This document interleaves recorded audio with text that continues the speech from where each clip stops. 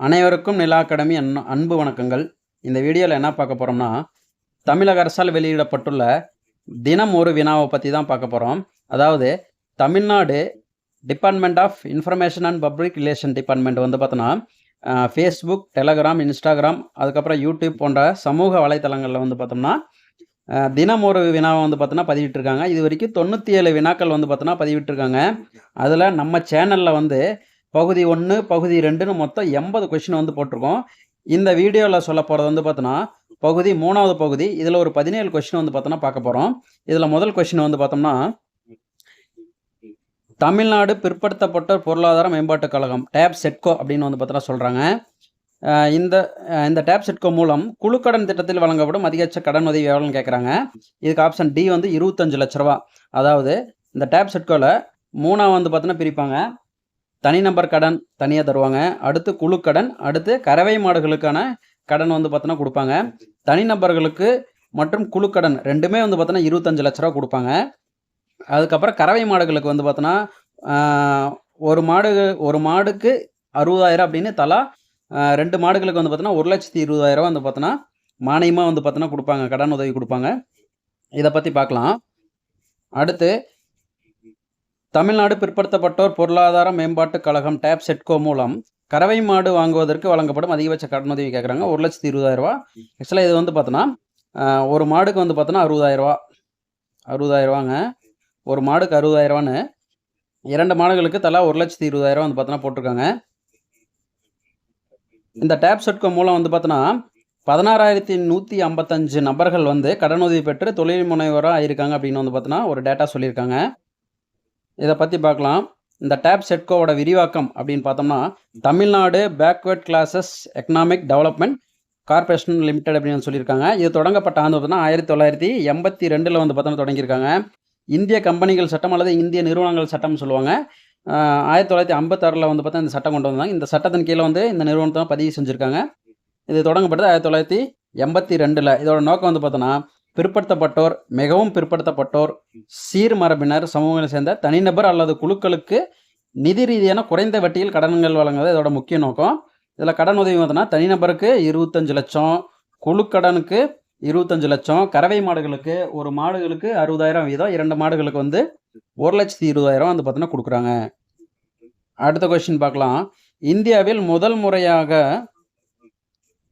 மகளிர் சுய உதவிக்குழு எஸ்ஹெச்ஜி அப்படின்னு சொல்கிறாங்க உறுப்பினர்களுக்கு அடையாள அட்டை வழங்கிய மாநிலம் எது அப்படின்னு கேட்குறாங்க.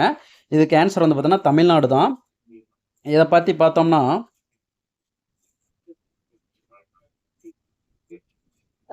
இந்த மகளிர் சுய உதவிக்குழு வந்து பார்த்தோன்னா 1989 ஆண்டு வந்து பார்த்தோன்னா டாக்டர் மு. கலைஞர் கருணாநிதி அவர்களை வந்து பார்த்தோன்னா தொடங்கப்பட்டது. எங்கே முதல்ல தொடங்கினா தருமபுரி மாவட்டத்தில் வந்து தொடங்குறாங்க.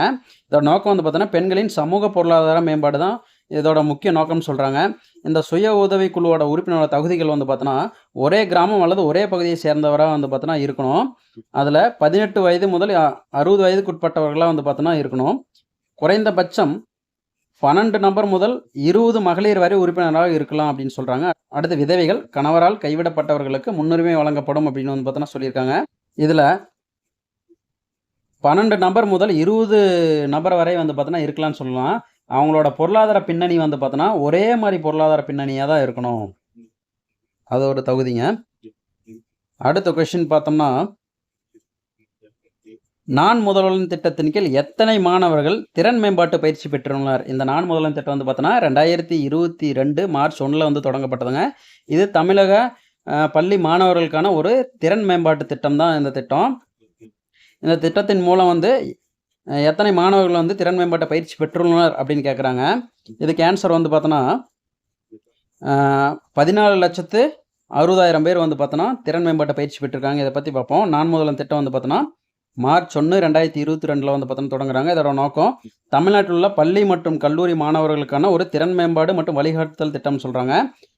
இது வந்து அவர்களின் தொழில் சார்ந்த திறன்களை மேம்படுத்த நோக்கமாக கொண்டுள்ளது அப்படின்னு சொல்கிறாங்க. மொத்தம் 14,60,000 பேர் வந்து பார்த்தோன்னா இதன் மூலம் பயிற்சி பெற்றிருக்காங்க. அடுத்த கொஸ்டின் பார்க்கலாம். புதுமை பெண் திட்டத்தின் கீழ் எத்தனை மாணவிகள் பயன்பெற்று வருகிறார்கள் அப்படின்னு கேட்குறாங்க. பயன்பெற்று வருகிறார்கள்னா கரண்ட்டில் வந்து எத்தனை பேர் பயன்பெற்று வருகிறார்கள் அப்படின்னு வந்து பார்த்தோன்னா கேட்குறாங்க. இதுக்கு ஆன்சர் வந்து பார்த்தோன்னா 4,30,000. இதுதாங்க ஆன்சரு. இந்த புதுமை பெண் திட்டத்தை பற்றி பார்க்கலாம். இது தொடங்கப்பட்ட வந்து பார்த்தோன்னா செப்டம்பர் 5, 2022 வந்து பார்த்தோன்னா முதல் கட்டமாக தொடங்குறாங்க. ஆக்சுவலாக மூலூர் ராமாமிர்தர் அம்மையார் உயர்கல்வி உறுதி திட்டத்தை வந்து பார்த்தோன்னா புதுமை பெண் திட்டமாக வந்து பார்த்தோன்னா மாற்றம் செஞ்சுருப்பாங்க. இது 2022 செப்டம்பர் 5 தொடங்கியிருக்காங்க. இதோட 2ஆம் கட்டம் வந்து பார்த்தோன்னா பிப்ரவரி 8, 2023 வந்து பார்த்தோன்னா 2ஆம் கட்டம் தொடங்கியிருக்காங்க. இதோட நோக்கம் வந்து பார்த்தோன்னா 6ஆம் வகுப்பு முதல் 12ஆம் வகுப்பு வரை தமிழக அரசு பள்ளிகளில் படித்த மாணவிகளுக்கு உயர்கல்வியில் சேரும்போது மாதம் ரூ. 1000 வழங்கும் திட்டம். அடுத்த கொஸ்டின் பார்க்கலாம். முதலமைச்சரின் காலை உணவு திட்டம் எத்தனை பள்ளிகளில் செயல்படுத்தப்பட்டு வருகிறது? இது இந்த திட்டம் ஆரம்பிச்சிருந்து நிறையா எக்ஸாமில் வந்து பார்த்தோன்னா இந்த திட்டத்தை பற்றி கேட்டிருக்காங்க. என்ன கேட்டிருக்காங்க? எத்தனை பள்ளிகளில் செயல்படுத்தப்பட்டு வருகிறது அப்படின்னு கேட்குறாங்க. இதுக்கு எக்ஸாக்டாக ஆன்சர் வந்து பார்த்தோம்னா 37,416 பள்ளிகளில் வந்து பார்த்தோன்னா செயல்படுத்திட்டு வர்றாங்க. இந்த திட்டத்தை பற்றி பார்க்கலாம். இது எங்கே தொடங்கப்பட்டதுன்னா 2022ங்க. அது 2002 இல்லை, 2022 செப்டம்பர் 15 வந்து பார்த்தோன்னா இந்த திட்டம் வந்து பார்த்தோன்னா தொடங்கப்பட்டது. எங்கே தொடங்கினாங்கன்னா மதுரை சிம்மக்கல் மாநகராட்சி தொடக்கப்பள்ளியில் வந்து பார்த்தோன்னா தொடங்குறாங்க. இதில் 1 முதல் 5ஆம் வகுப்பு வரை பயிலக்கூடிய தொடக்கப்பள்ளி மாணவர்களுக்கான திட்டம் தான் இது. 2023 ஆகஸ்ட் 25 இத்திட்டம் அரசு நிதியுதவி பெறும் பள்ளிகளுக்கும் விரிவாக்கம் செய்யப்பட்டது அப்படின்னு சொல்லியிருக்காங்க. இதை பற்றி பார்த்துக்கோங்க.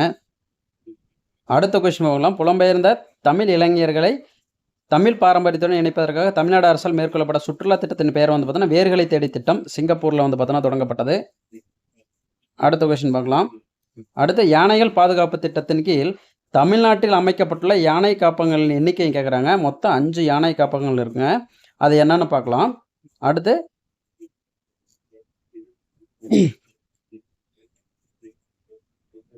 யானைகள் பாதுகாப்பு திட்டத்தின் கீழ் தமிழ்நாட்டில் அமையுள்ள யானை காப்பகங்கள் எண்ணிக்கை வந்து பார்த்தோன்னா 5ன்னு சொல்லியிருக்காங்க. தமிழ்நாட்டில் உள்ள யானை காப்பகங்கள் என்னன்னு பார்க்கலாம். நீலகிரி, ஸ்ரீவில்லிபுத்தூர், ஆனைமலை, கோயமுத்தூர், கடைசியாக அறிவிச்சது வந்து பார்த்தோன்னா அகஸ்திமலை திருநெல்வேலி மாவட்டத்தில் வந்து பார்த்தோன்னா அமைஞ்சிருக்கு. உலக யானைகள் தினம் வந்து பார்த்தோன்னா ஆகஸ்ட் 12. இந்த ஆகஸ்ட் 12 அன்றைக்கி தான் வந்து பார்த்தோன்னா இந்த அகஸ்திய மலையை வந்து பார்த்தோன்னா 5வது யானை காப்பகமாக வந்து பார்த்தோன்னா அறிவித்தாங்க. இந்தியாவில் மொத்தம் எத்தனை யானை காப்பகங்கள் இருக்குன்னா இந்தியாவில் மொத்தம் 31 யானை காப்பகங்கள் இருக்குது. அதில் தமிழ்நாட்டில் மொத்தம் 5 யானை காப்பகங்கள் இருக்குங்க. அடுத்து வந்து பார்த்தோம்னா இந்த யானை பற்றி சிறு தகவல்கள். யானைகள் நலனின் புதிய மைல்கல் அப்படின்னு சொல்லியிருக்காங்க. ஆனைமலை புலிகள் காப்பகத்தில் கோலிகமுத்தி யானை முகாமில் இந்தியாவின் 2வது மாவத்துக்களுக்கான கிராமம் அமைக்கப்பட்டுள்ளது அப்படின்னு சொல்கிறாங்க. ஸோ இந்தியாவின் 2வது மாவத்துக்களுக்கான கிராமம் எங்கே அமைச்சிருக்காங்கன்னா ஆனைமலை புலிகள் காப்பகத்தில் இந்த கோலிகமுத்தி யானை முகாமில் வந்து பார்த்தோன்னா அமைச்சிருக்குன்னு சொல்லியிருக்காங்க. இது முக்கியமானது, பார்த்துக்கோங்க. அடுத்த விஷயம், தமிழ்நாடு அரசு அறிவித்த மாநிலத்தின் 3வது உயிரியல் பாரம்பரிய தலம் எது அப்படின்னு கேட்டிருக்காங்க. ஏலத்தூர் ஏரி ஈரோடு மாவட்டத்தில் இருக்குது. சில ஃபஸ்ட்டு வந்து அரிட்டாப்பட்டியில் அறிவிப்பாங்க. அடுத்து அரிட்டாப்பட்டி மதுரை மாவட்டம். 2வது பாரம்பரிய தலம் காசம்பட்டி திண்டுக்கல் மாவட்டத்தில் அறிவிப்பாங்க. 3 வந்து பார்த்தோன்னா ஏலத்தூர் ஏரி ஈரோடு. அடுத்து 4வது வந்து பார்த்தோன்னா ஈரோடு மாவட்டத்தில் வந்து பார்த்தோன்னா ஸ்டார்ட் பண்ணியிருப்பாங்க. அதை பற்றி பார்ப்போம். இதில் கீழே கொடுத்துருப்போம். அரிட்டாப்பட்டி வந்து மதுரையில் 22 அறிவித்தாங்க. காசம்பட்டி திண்டுக்கல் 25 அறிவித்தாங்க. ஏலத்தூர் ஏரி 2025 ஈரோட்டில் ஆரம்பித்தாங்க. அடுத்து நாகமலை கொண்டு ஈரோடு மாவட்டத்தில் 4வது பல்லுயிர் பாரம்பரிய தலமாக சொல்லியிருக்காங்க. ஸோ தமிழ்நாட்டில் வந்து மொத்தம் 4 பல்லுயிர் பாரம்பரிய தலம் இருக்குது. 1 அரிட்டாப்பட்டி, 2 காசம்பட்டி, 3 ஏலத்தூர் ஏரி, அது ரீசெண்டாக தான் அறிவிச்சிருக்காங்க. இப்போ நாகமலை குன்று ஈரோட்டில் இருக்குது. அது 4வது பல்லுயிர் பாரம்பரிய தலம் அப்படின்னு சொல்லியிருக்காங்க. அடுத்த கொஸ்டின், தமிழ்நாடு மின்னணு நிறுவனத்தின் தகவல் தொழில்நுட்ப பூங்காக்களின் எண்ணிக்கை கேட்குறாங்க. ஆக்சுவலாக எல்காட்டு வந்து மொத்தம்னா 8 இருக்குது. அதை பற்றி பார்க்கலாம். தமிழ்நாட்டில் இந்த 8 லிஸ்ட்டு கீழே கொடுத்துருக்காங்க. சென்னை சோழிங்கநல்லூரில் இருக்குது, கோயம்புத்தூர் விளாங்குறிச்சி, திருச்சியில் நாவல்பட்டு, மதுரையில் 2 இடத்துல இருக்குது, வடபழஞ்சி மற்றும் இலந்தைக்குளம், திருநெல்வேலியில் கங்கை கொண்டான் அப்படிங்கிற இடத்துல இருக்குது, சேலத்தில் ஜாகிர் அம்மாபாளையம் அப்படிங்கிற இடத்துல இருக்குது, ஒசூரில் விஸ்வநாதபுரத்தில் இருக்குது. மொத்தம் 8 இடத்துல இருக்குங்க எல்காட்டு. இந்த எல்காட்டை பற்றி பார்த்தோம்னா எல்காட்டோட விரிவாக்கம் என்னென்னா electronics corporation of Tamil Nadu limited அப்படின்னு சொல்லியிருக்காங்க. இந்த எல்காட்டு வந்து பார்த்தோன்னா 1956 நிறுவனங்கள் சட்டம் படி 1977 வந்து இருப்பாங்க. ஸோ ஏல்காட் வந்து பார்த்தோன்னா 1977ஆம் ஆண்டு உருவாக்கப்பட்டது. தமிழ்நாடு நிறுவனங்கள் சட்டம் 1956 கீழே உருவாக்கப்பட்டது. அடுத்து பார்த்தோம்னா, தமிழ்நாடு அரசு அழிவின் விளிம்பில் உள்ள 4 முக்கிய உயிரினங்களை பாதுகாக்க தொடங்கியுள்ள முன்னோடி திட்டத்தின் மதிப்பீடு என்னன்னு கேட்குறாங்க. ரூ. 1 கோடிங்க அதுக்கு ஆன்சரு. இதை பற்றி பார்க்கலாம். பல்லுயிர் பாதுகாப்பில் புதிய அத்தியாயம் அப்படின்னு சொல்லியிருக்காங்க. ரூ. 1 கோடி நிதியுடன் அழிவின் விளிம்பில் உள்ள உயிரினங்களை பாதுகாக்க தமிழ்நாடு அரசு முன்னோடி திட்டத்தை தொடங்கியுள்ளது அப்படின்னு சொல்லியிருக்காங்க. எந்தெந்த உயிரினங்களாம் அழிவின் விளிம்பில் உள்ளது அப்படின்னு கீழே கொடுத்துருக்காங்க. சிங்கவால் குரங்கு அப்படின்னு சொல்லியிருக்காங்க. அடுத்து சென்னை முள்ளெலின்னு சொல்லியிருக்காங்க. அடுத்து வரி கழுதை புலி அது சொல்லியிருக்காங்க. அடுத்து கூம்புத்தலை மக்சீர் மீன் அப்படின்னு சொல்லியிருக்காங்க. ஸோ அழிவில் உள்ள உயிரினங்கள் இது 4 அப்படின்னு வந்து பார்த்தோன்னா சொல்லியிருக்காங்க. அடுத்த கொஸ்டின் பார்த்தோம்னா, இந்தியாவில் ஏற்றுமதி செய்யப்படும் மொத்த தானியங்கி வாகனங்களில் தமிழ்நாட்டில் பங்கு சதவீதம் வந்து பார்த்தோன்னா மொத்தம் 40%. அடுத்த கொஸ்டின் பார்த்தோம்னா, தமிழ்நாடு திறன் மேம்பாட்டு கழகம் டிஎன்எஸ்டிசி அப்படின்னு சொல்கிறாங்க மற்றும் ஜெனரேஷன் இந்தியா ஃபவுண்டேஷன் இணைந்து 2028 மார்ச் மாதத்திற்குள் எத்தனை இளைஞர்களுக்கு திறன் பயிற்சி அளிக்க இலக்கு நிர்ணயித்துள்ளது அப்படின்னு கேட்டிருக்காங்க. இதுக்கு ஆன்சர் வந்து பார்த்தோன்னா 35,000 இளைஞர்கள். இது இம்பார்ட்டன்ட்ங்க, பார்த்துக்கோங்க. அடுத்து மாண்புமிகு முதலமைச்சர் திரு மு.க. ஸ்டாலின் அவர்களால் 10.10 கிலோமீட்டர் நீளம் கொண்ட தமிழகத்தின் மிக நீளமான மேம்பாலம் எந்த மாவட்டத்தில் தேர்ந்தெடுக்கப்படனா கோயம்புத்தூர் மாவட்டத்துங்க. இந்த பாலத்துக்கு வந்து பார்த்தோன்னா ஜிடி நாயுடு மேம்பாலம் அப்படின்னு வந்து பார்த்தோன்னா பெயர் வச்சுருக்காங்க. இதை பற்றி பார்த்துக்கோங்க. அடுத்து வந்து பார்த்தோம்னா, தமிழ்நாட்டின் 4வது உயிரியல் பாரம்பரிய தலமாக அறிவிக்கப்பட்டுள்ள நாகமலை குன்று எந்த மாவட்டத்தில் உள்ளது? ஆல்ரெடி நம்ம பார்த்தது தான் முன்னாடி.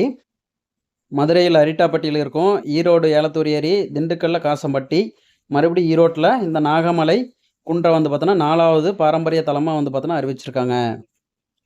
அடுத்து பார்த்தோம்னா, கீழே கொடுத்துருக்கோம் அந்த அறிவிப்பு தமிழக அரசு சொன்னது. தமிழ்நாட்டின் பல்லுயிர் பாதுகாப்பு பயணத்தில் மற்றொரு மைல்கல்னு சொல்லியிருக்காங்க. தமிழ்நாட்டின் 4வது உயிரியல் பாரம்பரிய தலமாக ஈரோடு மாவட்டம் நாகமலை குன்று அறிவிப்பு அப்படின்னு சொல்லியிருக்காங்க. அதை பார்த்துக்கோங்க. இது ஆல்ரெடி நம்ம பார்த்தது தான். நாகமலை குன்று வந்து பார்த்தோன்னா 4வது உயிரியல் பாரம்பரிய தலமாக அறிவிச்சிருக்காங்க. அடுத்த கொஷின், தமிழ்நாடு அரசு விவசாயிகளுக்கு சோலார் பம்ப் செட் நிறுவ எவ்வளவு மானியம் வந்து பார்த்தோன்னா வழங்குங்கன்னா 70% மானியம் வழங்குறாங்க. அதிகபட்சமாக 70 வழங்குறாங்க. அடுத்த கொஸ்டின், ஆதி திராவிடர் மற்றும் பழங்குடியின சமூகங்களின் பாரம்பரிய கலையையும் பண்பாட்டையும் காக்கும் திட்டம் வந்து பார்த்தோன்னா தொல்குடி ஐந்திணை திட்டம். ஸோ இந்த பிடிஎஃப் வந்து டிஸ்கிரிப்ஷனில் வந்து பார்த்தோன்னா நான் கொடுக்குறேன். டவுன்லோட் பண்ணி வந்து பார்த்தோன்னா யூஸ் பண்ணிக்கோங்க. ஆல்ரெடி வந்து பார்த்தோன்னா இதே மாதிரி ஒரு 80 கொஸ்டின் வந்து பார்த்தோன்னா நம்ம சேனலில் போட்டிருக்கோம். பகுதி 1ல் 40 கொஸ்டினும் பகுதி 2லையும் 40 கொஸ்டின், மொத்தம் 2 பகுதியாக வந்து பார்த்தோன்னா போட்டிருக்கோம். அதையும் வந்து பார்த்தோன்னா கண்டிப்பாக பாருங்கள், உங்களுக்கு நல்லா யூஸ்ஃபுல்லாக இருக்கும் எக்ஸாம்ஸ்க்கு. ஏன்னா தமிழக அரசு வந்து பார்த்தோன்னா இப்போ இருக்க சிலபஸுக்கு தமிழக அரசின் திட்டம் சார்ந்த கொஸ்டின் வந்து பார்த்தோன்னா அதிகமாக இருக்குது. கரண்ட் அஃபேர்ஸ் அப்படின்னு எடுத்துனாலே தமிழகம் சார்ந்ததாக தான் இருக்குது. ஸோ நம்ம தமிழ்நாடு அரசு வெளியிடுற அதிகாரப்பூர்வமான ஒரு தினம் ஒரு வினாவை நம்ம கண்டிப்பாக எல்லா எக்ஸாமுக்கு பார்த்துட்டு தாங்க போகணும். கால்ஃபர் வந்ததுக்கப்புறம் நமக்கு ஸ்கூல் புக் படிக்கிறக்கே வந்து பார்த்தோன்னா டைம் இருக்காது. ஸோ இப்போ இருந்தே வந்து இந்த மாதிரி அவுட் சோர்ஸ்லலாம் என்னென்னலாம் படிக்க முடியுமோ அதெல்லாம் கொஞ்சம் படித்து வச்சோம்னா எக்ஸாம் டைமில் வந்து பார்த்தோன்னா நமக்கு ரிவிஷன் பண்ணுறதுக்கு வந்து பார்த்தோன்னா யூஸ்ஃபுல்லாக இருக்கும். இதே மாதிரி பயனுள்ள வீடியோகள் இனிமேல் கண்டிப்பாக வரும். அனைவருக்கும் நன்றிகள்.